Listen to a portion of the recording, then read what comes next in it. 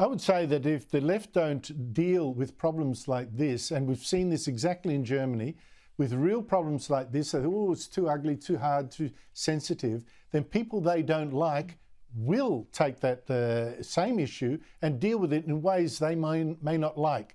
So reality is really essential.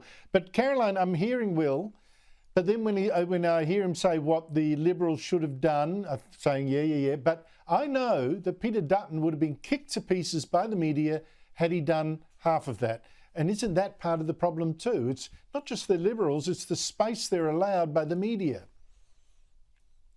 Well, there's a few parts to it. No, you know, just listening to Adam Bandt's comments there, and look, one of the, I don't think there's too many people crying over the fact that he's no longer in federal parliament, but no one has ever blamed the migrants. This is not a failure of migrants or people wanting to come to this country. My family migrated to this country and they wanted to come here, and so did yours. No one's blaming the migrants. That narrative is actually incredibly damaging. The issue is how do we manage our immigration policy so that you've got a structure that's in place that allows people with the right skill sets or people with values that are similar to ours here in Australia to come in a way that is measured and considered so that our infrastructure can cope.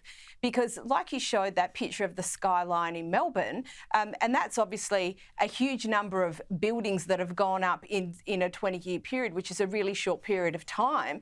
But you're talking about a CBD. We also got to start looking at the outer suburbs and the infrastructure that goes into the outer suburbs, which is often where migrants go to live. So it's a multi-pronged issue here. There is not one answer, but the fact that even the media allows someone like Adam Bandt to get away with saying, oh, well, they're blaming the migrants, or that somehow that there is something that's acceptable to say and isn't pushed back on, I think that's really quite appalling because no one ever said that.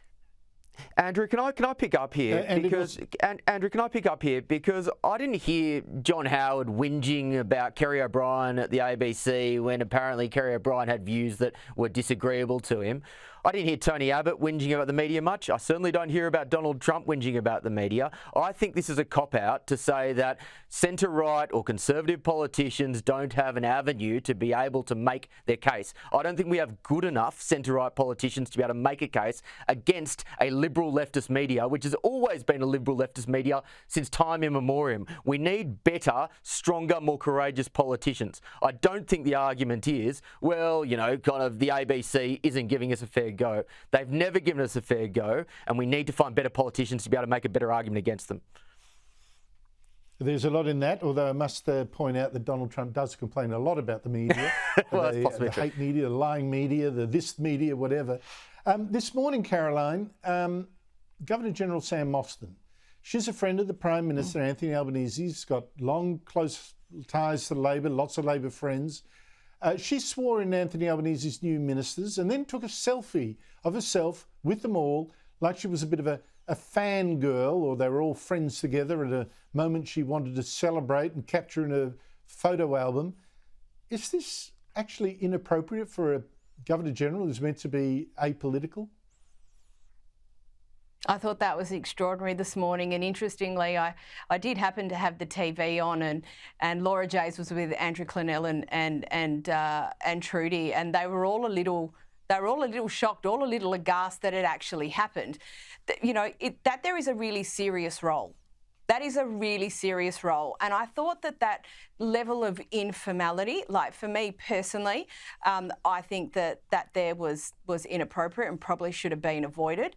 But the simple fact of the matter is we're actually starting to see within our institutions a lot of informality. And I think that there takes away in the long term from the gravitas of them. And I just thought that there was a bit unnecessary this morning. Well, I'd go further, Caroline. I think you put it well. But, Will, the point of the Governor-General is, in a constitutional crisis, if she really, really had to, she would sack the Prime Minister for a breach of, the Constitution or whatever, if it really came to that. We've seen it before.